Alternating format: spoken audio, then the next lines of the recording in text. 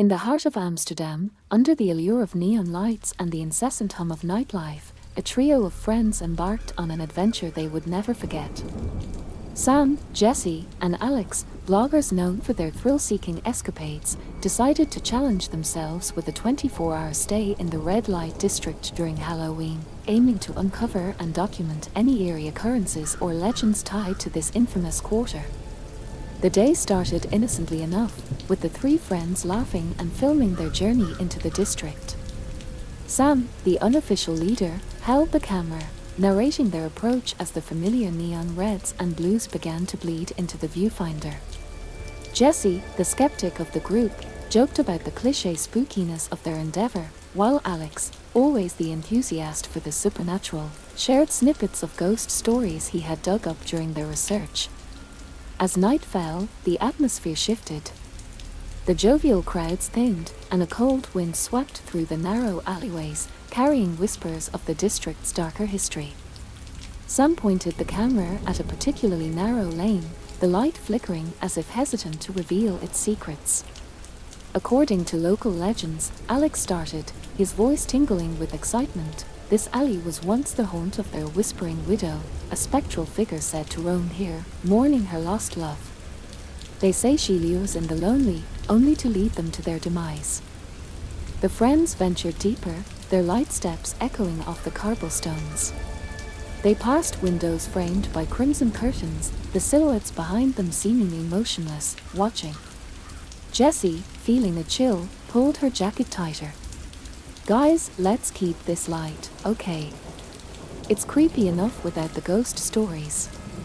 Ignoring Jess's discomfort, Alex pressed on, his eyes scanning the shadows. "Come on, where's your sense of adventure?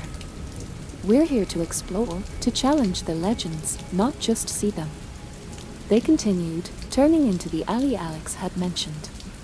The light from the street lamps didn't seem to penetrate this area, and the air felt unnaturally cold.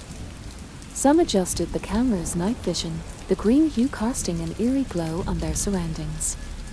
Suddenly, Alex stopped, his body tense. "Did you hear that?" he whispered sharply. "What?" Sam whispered back, panning the camera in the direction Alex was looking. "It sounded like whispering," Alex replied, his voice barely audible. Jessie rolled her eyes, though her voice betrayed her anxiety.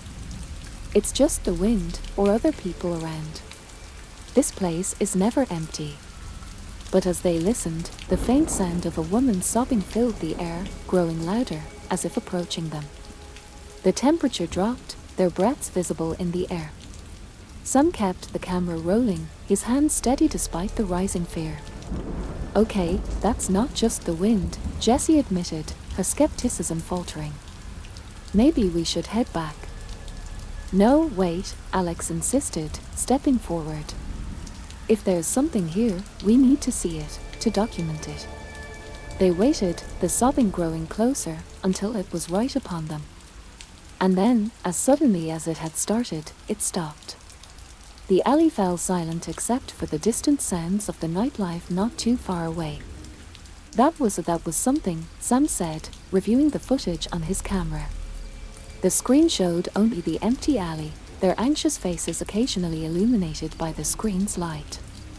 Determined to make the most of their challenge, they pressed on, exploring more of the district. Hours passed as they visited reputedly haunted spots, each one adding to the oppressive feeling that they were being watched, followed even, by something unseen. As midnight approached, they found themselves outside an old, abandoned building rumored to be the most haunted in the district. Graffiti covered its walls, and its windows were boarded up, the wood old and rotting. "They say this place used to be a brothel where unspeakable things happened," Alex narrated for the camera, his voice echoing slightly in the empty street. Curiosity overcoming caution, they managed to pry open a window and climbed inside. The inside of the building was decrepit, the air thick with the smell of mold and decay. Their flashlight beams darted around the room, illuminating peeling wallpaper and broken furniture. As they ventured deeper, the signs of long-gone inhabitants, a tattered shoe, a broken doll, a faded photograph, painted a picture of despair. They reached what appeared to be the main hall, the air here colder, the shadows deeper. Jesse, feeling increasingly uneasy, tugged at Sam's sleeve. I think we've got enough footage. Let's just go, please. Just then, the flashlight flickered and went out, plunging them into darkness. A cold wind brushed past them, carrying with it the faint sound of a music box playing a slow, haunting melody. Sam fumbled with his camera, trying to turn on the built-in light, but the device remained stubbornly unresponsive. They stood in the pitch black, the eerie tune playing around them, swirling with the cold drafts that seemed to seep through the cracked walls. Okay, this isn't funny anymore, Jessie whispered, her voice trembling. We need to leave, now. Alex, though clearly unnerved, maintained his composure. Just a minute, he urged, his curiosity piqued by the unexplained music. This could be significant. It's exactly what we came here for. The melody continued, a delicate sound that contrasted starkly with the oppressive atmosphere of the decaying brothel.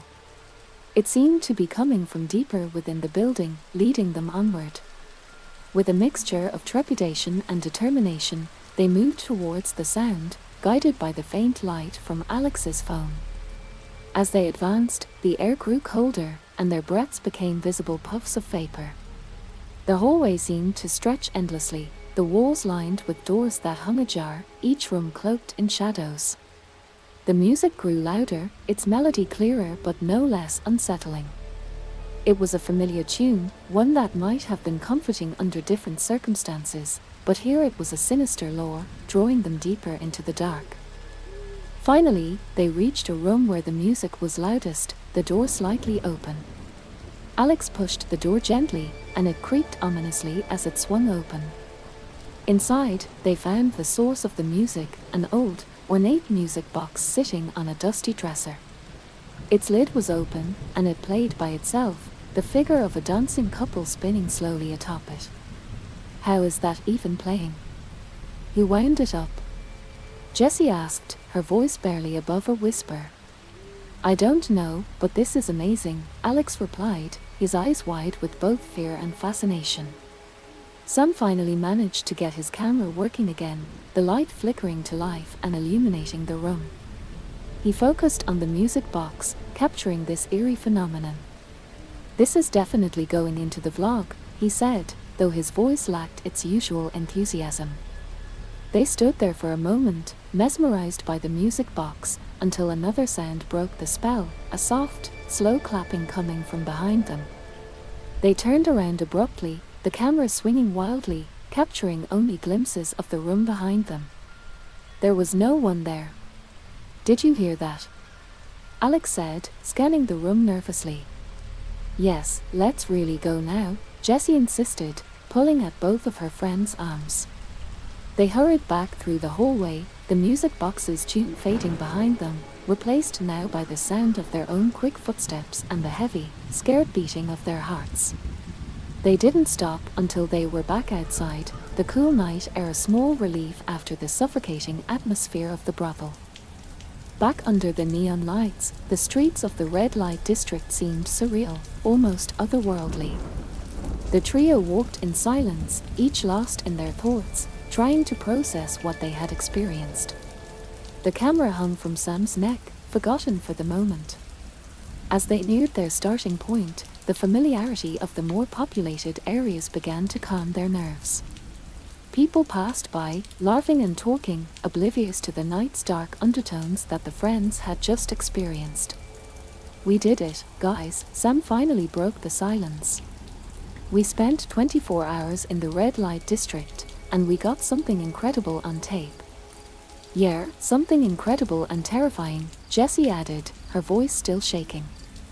Alex nodded, looking back over his shoulder as if expecting to see something or someone following them. There's more to this place than just lights and legends. There's something here, something real, and we just scratched the surface. As they reached their vehicle, the unease began to settle back in, a realization that what they had encountered might not be left behind so easily. The streets around them suddenly felt too quiet, the shadows too deep. The night was not over yet, and their story, it seemed, was far from finished. They piled into the car, the interior light casting an eerie glow on their faces as they sat in silence, trying to make sense of the night's events. Sam started the engine, but before pulling away, he glanced at his friends in the rearview mirror. Are we sure we want to leave just yet? We have a few hours until morning, and there might be more to see, more to understand. Jessie shook her head, her face pale under the flickering light. I think we've seen enough, Sam. That music box, the clapping, something is very wrong with that place. We need to report it, get someone else to look into it. But that's just it, Alex interjected, his eyes alight with a mixture of fear and excitement. We've encountered something genuine, something supernatural. Isn't that what we wanted? To capture something truly unexplainable. Sam nodded slowly, conflicted. Jess is right, though. It felt dangerous. Maybe too dangerous. But maybe Alex is onto something, too. We can't just walk away from this, not now. The decision hung in the air, heavy and unsettling. Finally, Sam sighed, put the car in gear, and began to drive slowly through the still busy streets, heading away from the heart of the red light district, but not quite leaving it behind. As they drove, the camera lay between them, its red recording light still blinking, capturing their tense conversation. We need to at least review the footage before we do anything else, Sam suggested, trying to find a middle ground. See if we captured anything that makes sense, anything that might explain what happened. They agreed, and soon found themselves back at their rented flat, a small, cramped space that suddenly felt like a haven from the chaos of the night. Sam connected the camera to the laptop, and they gathered around the small screen, the room dimly lit by a single lamp.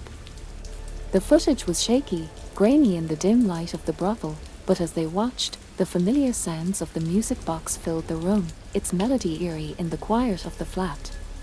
They watched as the music box played by itself, the tiny dancer spinning gracefully atop it, untouched by any human hand. That's impossible, Jessie muttered, wrapping her arms around herself. Things like that just don't happen. But the footage was undeniable. And then came the soft, slow clapping from the empty room, even clearer on the playback. The sound made them shiver, the reality of their experience settling in with new weight. We need to go back, Alex said suddenly, his voice firm. We have to find out more about that music box, about the brothel. There's a story there, a big one. Are you crazy? Jessie shot back. We were lucky to get out of there without something worse happening. What if next time we're not so lucky? Sam paused the footage on the image of the music box. Maybe there's another way, he suggested. We could look into the history of the brothel, find out more before we even think of going back. There might be records, old newspapers, anything that can tell us what that place really was. Reluctantly, Alex nodded. Okay, research first. But I'm not saying we should just forget about going back there. Not yet. They spent the rest of the night online, searching for any mention of the brothel, the music box, or any local legends that might explain the supernatural occurrences. The search turned up little at first, old real estate records, a few scant mentions in local lore, but nothing substantial.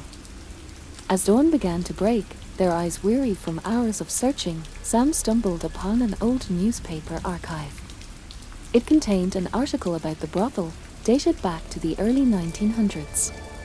The headline read, "Tragic fire at local brothel claims lives." The article detailed a devastating fire that had swept through the building, trapping many inside. It was rumored to have been started by a patron in a fit of rage, but the truth was never confirmed. Beneath the article was a photograph of the brothel before the fire, and there, in one of the upper windows, was a faint image of what looked like a music box on the sill. "This is it," Sam whispered, his finger tracing the outline of the box in the photo. "This has to be connected." The sun rose, casting light into the room, the new day bringing with it more questions, more mysteries. They knew now that they were dealing with something deeply rooted in the history of the red light district, something that perhaps should have remained buried. But as they prepared for a day of deeper digging, of library visits and record searches, the allure of the music box, of the brothel's dark secrets, pulled at them, promising answers but also threatening to draw them further into its shadowy past. The sense of foreboding grew as they gathered their things to head out. Jessie couldn't shake the feeling that they were getting in over their heads, that some stones were better left unturned. "Listen," she said as they stepped outside into the crisp morning air, "we need to be careful. Whatever we're dealing with, it's not just a story. It's real, and it's dangerous." Alex nodded, his usual excitement tempered by the gravity of their situation. "I agree. We'll stick to the public records today. Libraries, archives. No more sneaking into creepy buildings in the middle of the night." Sam, who had been quiet, spoke up. "Let's split up. I'll head to the city archives. Jessie, you take the library, and Alex, maybe you can try to find more about that music box online or in the antique shops. We meet back here by sunset, no matter what we find." They agreed and went their separate ways, each lost in their thoughts. The city seemed different to them now, every shadow held a secret, every whisper a warning. As they delved deeper into the history of the brothel and the tragic fire, each piece of information seemed to lead them further down a path that few had traveled. Sam at the archives found old maps and property records that detailed the ownership and changes over the years. Buried in legal jargon and dusty deeds, he discovered that the brothel had once been a grand townhouse, converted into its ill-fated business only a few decades before the fire.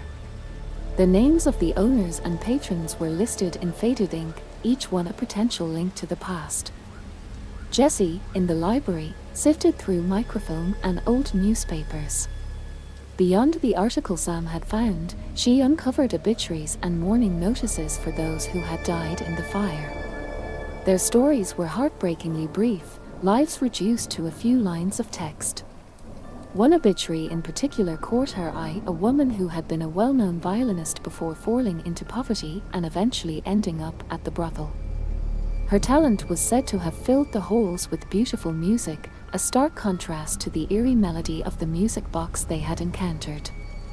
Meanwhile, Alex visited several antique shops, trying to find any clue about the music box. In a small, cluttered shop tucked away in a side street, he found an old man who knew just about everything there was to know about the city's antiques. The man listened intently as Alex described the music box, his eyes widening with recognition. "Yes, I know the piece you're talking about," the old man said, his voice low. "It's quite rare, made by a local craftsman who perished in that very fire. They say he crafted it for his daughter, who was trapped with him that night. It's a cursed thing, son. Best to stay away from it." But Alex couldn't. The story only fueled his need to know more, to understand the connection between the craftsman, his daughter, and the haunting music box. As the day waned, the three friends reconvened, each bringing their pieces of the puzzle to the table. The sun set as they laid out what they had found, the room growing darker with each revelation. The links between the past and their experiences in the brothel began to form a clearer picture, one filled with tragedy and unresolved spirits. "We need to go back," Alex said firmly, his eyes reflecting a determination that was almost frightening. "We have to find the music box again. It's the key to all of this." Jessie and Sam exchanged worried glances. Going back meant facing whatever malevolent force resided in that crumbling structure.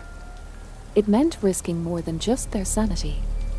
But as they discussed their options, the air around them grew inexplicably colder, and the faint sound of a music box playing drifted through the open window. It was a gentle reminder, or perhaps a warning, from the spirits they had stirred. The decision was made.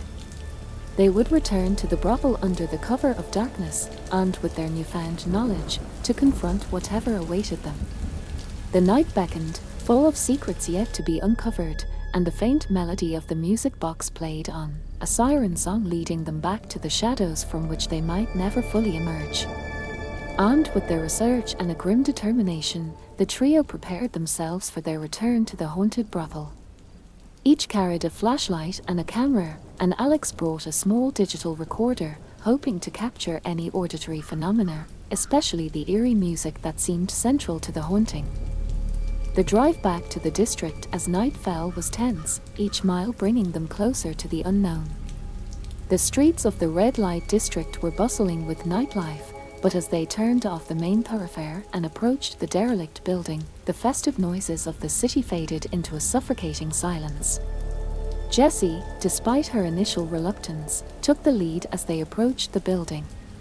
"If we're going to do this, let's do it right," she said, her voice steady but low. "No hesitations, no second guessing. We find the music box, figure out what it wants, and get out." They pried open the same window as before, the wood creaking ominously under their hands. One by one, they slipped inside, their flashlights piercing the darkness. The building seemed even more oppressive than before, the air thick with the mustiness of decay and the heavy weight of history. As they made their way through the halls towards the main hall where they had found the music box, the silence was broken only by their footsteps and the occasional distant sound of the city outside. Alex's recorder was on, the red light blinking softly in the dark. When they reached the room, the music box was just as they had left it, sitting silently on the dresser. Alex approached it slowly and extended his hand, but before he could touch it, a cold wind swept through the room, extinguishing the light from their flashlights. In the sudden darkness, the soft, sad melody of the music box began to play. Sam and Jessie instinctively backed away from the dresser, their hearts racing. "This is wrong," Jessie whispered, her voice trembling. "It's like the house is alive." Ignoring her, Alex leaned closer to the music box, his recorder held out towards the sound. "I need to see if there are any voices, any messages in the music," he said, his voice barely audible over the haunting tune. The melody grew louder, filling the room, weaving around them like a tangible presence. Then, without warning, the music stopped, and a chilling silence fell over the room. They stood frozen, waiting, their breaths loud in the quiet. Suddenly, the sound of slow, deliberate footsteps echoed down the hall outside the room. The trio turned towards the door, their flashlights flickering back to life and casting shaky beams into the hallway. The footsteps grew closer, unhurried, as if whoever, or whatever, was making them had all the time in the world. Sam raised his camera, the viewfinder showing only the empty hallway and the flickering shadows. "There's nothing there," he whispered, his voice filled with disbelief and fear. The footsteps stopped just outside the door, and a cold dread settled over them. Then a voice, soft and sorrowful, drifted into the room. "Why have you disturbed my rest?" The question hung in the air, filled with sadness and a deep, resonant pain. It wasn't the voice of an old woman, as they had expected, but of a young woman, her tone imbued with a timeless grief. We're sorry," Alex managed to say. "We heard your music and wanted to understand, to help if we could." There was a pause, and then the voice spoke again, its tone slightly warmer. "My music, yes, it is all I have left. It tells my story, the story of this place. Will you listen? Will you learn?" "Yes," Jessie said, stepping forward. "We will listen. Please, tell us." The air in the room shifted, becoming slightly warmer, less oppressive.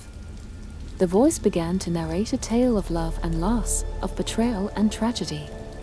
The music box started to play again, this time the melody slower, more deliberate, as if underscoring the narrative.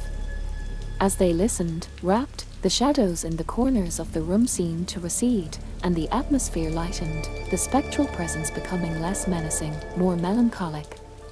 The story was not just a recounting of past events but a release, a letting go of pent-up sorrow and pain.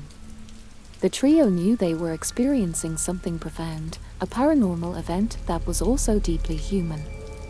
They recorded every word, every note, knowing that they were the custodians of this story now, responsible for sharing it, for ensuring that the voice was finally heard. As the tale drew to a close, the music box wound down, its final notes hanging in the air like a benediction. The voice gave a soft sigh, a sound of relief, of release. "Thank you," it whispered, and then faded away, leaving the room silent and still, as if a great burden had been lifted from the very walls of the old brothel. The trio stood in the silence, each processing the emotional tale they had just been part of. Jessie was the first to break the silence, her voice a whisper in the dimly lit room. "We did it. We actually helped her, didn't we? She needed someone to hear her story, to understand." "Yes," Alex replied, still holding the recorder, now silent, in his hands. "It feels like we've done something important, something right." Sam, who had captured everything on camera, nodded in agreement, but his eyes remained fixed on the now still music box. "We should make sure this story gets out there. It's not just a ghost story anymore, it's her story, and it deserves to be told." Determined now, they packed up their equipment, the music box included, with the intent of ensuring its safety and preserving the integrity of the narrative they had uncovered. As they left the building, the early morning light began to wash over Amsterdam, casting long shadows and painting the city in hues of orange and blue. The streets were quiet at this hour, the raucous nightlife having died down, leaving a serene calmness that contrasted sharply with the intense experiences of the night. The trio walked back to their car, each lost in their own thoughts, the weight of their experience a shared burden they now carried together. As they drove away from the red light district, the sun rose fully above their horizon, its light reflecting off the canals and coloring the city alive. They spoke little on the drive back, each contemplating the role they had played in unearthing and freeing a tormented soul from her eternal bindings. Once back at their flat, they gathered around the kitchen table, the footage laid out before them, a tangible record of the night's profound events. They discussed their next steps, how best to present the story, balancing the need for sensitivity with the compelling draw of the paranormal. "It's more than just a vlog now," Sam said seriously, his fingers drumming on the table. "This is her legacy. We need to treat it with the respect it deserves." Jessie nodded, her earlier skepticism completely gone, replaced by a deep sense of responsibility. "We'll do it right. We'll tell her story, make sure it's not just another ghost tale. She was a person, with a life and loves, and she suffered. People need to know that."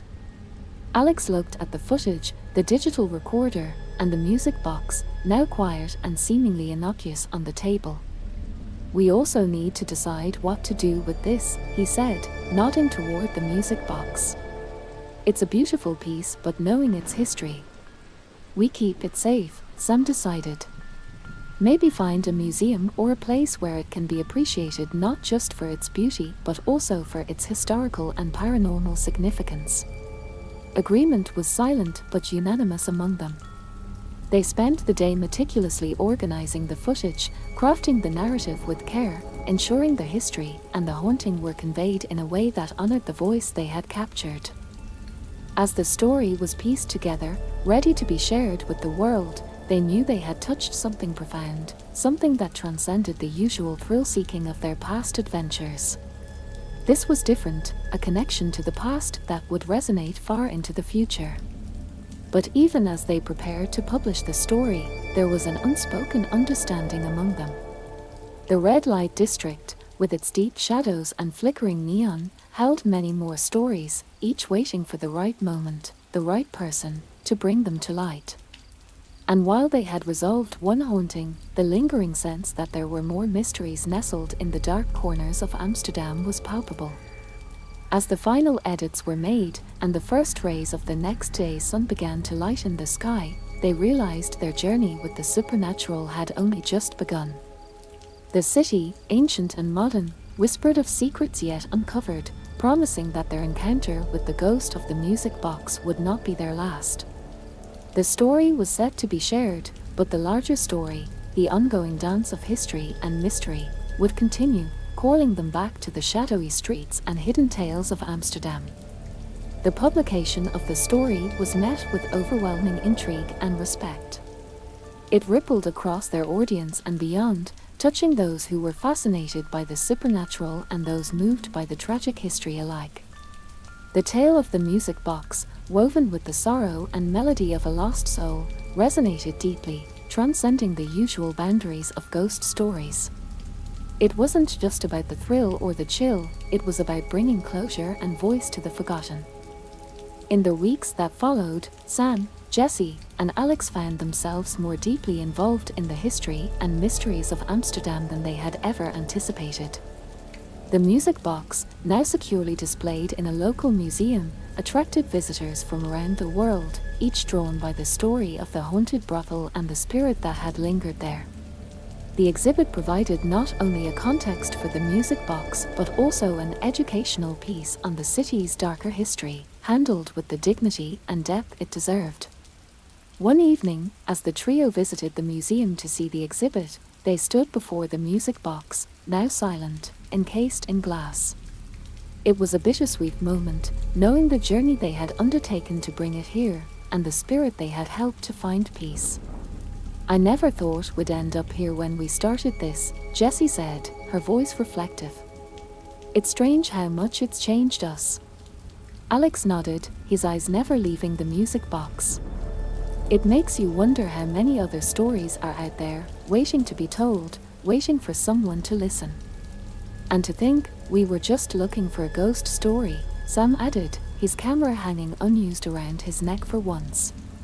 "We ended up part of a much bigger narrative." As they left the museum, the sun was setting, casting long shadows across the city.